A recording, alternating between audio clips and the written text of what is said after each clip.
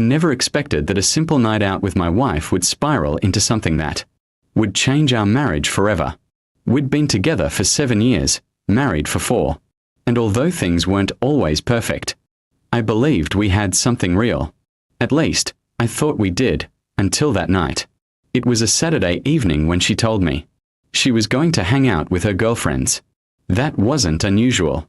She often went out with them, and I never minded. I trusted her. But when she came home later than usual, her behavior was different, cold, distant, almost rehearsed. She sat on the couch, avoided eye contact, and said, "We need to talk."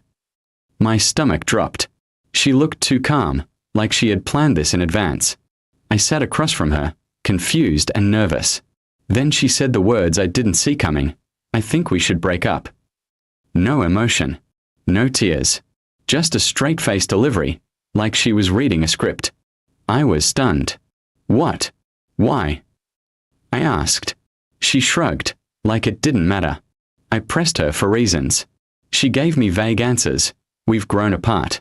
I need space. I don't know if I'm happy." None of it made sense. Just 2 days ago we were planning a vacation together. Her sudden change felt too forced, too unnatural. That night, I couldn't sleep. Something didn't sit right. Her words, her expression, it felt like she was putting on a show. And then I remembered something. One of her friends, Tara, had always disliked me. She constantly criticized men, encouraged breakups, and treated relationships like games. I decided to dig a little. The next day, while she was in the shower, I noticed her phone buzz with a group message. I didn't usually snoop, but my gut told me to check.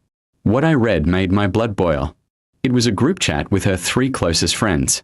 The latest messages were all about the plan. One friend wrote, "Stick to the fake breakup, let's see how he reacts." Another said, "If he begs, he's weak. If he walks, maybe he's not into you." They were treating my marriage like an experiment. My wife responded in the chat, "Okay," I told him. He looked hurt but didn't fight back yet. My heart sank. So it was all fake. Just a twisted game set up by her so-called friends. Instead of confronting her immediately, I decided to act smart. I needed to turn the situation around in a way they wouldn't expect. I wanted to teach her a lesson, not with anger, but with control. I packed a small bag, left her a note that simply said, "You're right.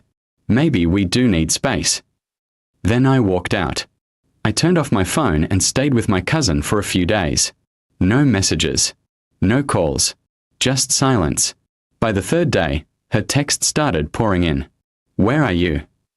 Can we talk?" I think I made a mistake. I didn't respond. I wanted her to sit with the consequences of her cruel little prank. She called my cousin, who told her I was fine but didn't want to talk. That drove her crazy. Suddenly, her plan backfired. She wasn't in control anymore. She was panicking.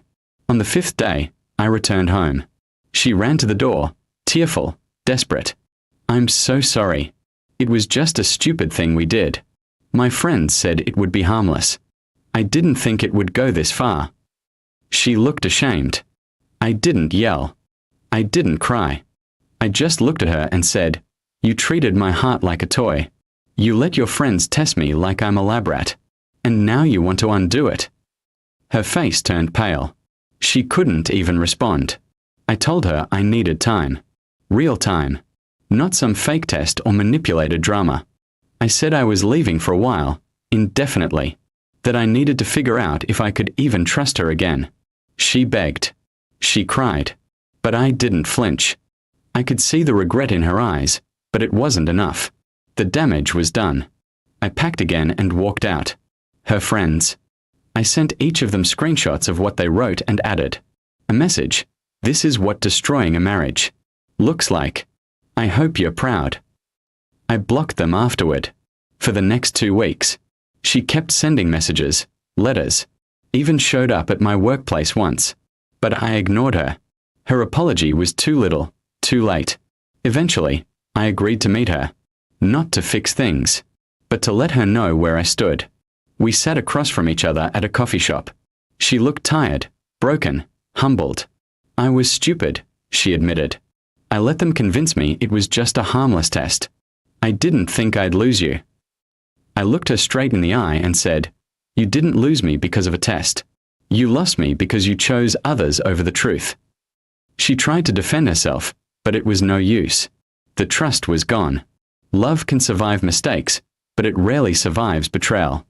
I walked away that day knowing I did the right thing. I didn't scream. I didn't beg. I let her see the consequences of her own actions. She ran away in shame, not because of what I did, but because she finally saw what she'd done. And that, I realized, was the real test. Not the fake one she tried to pull, but the one life handed her back.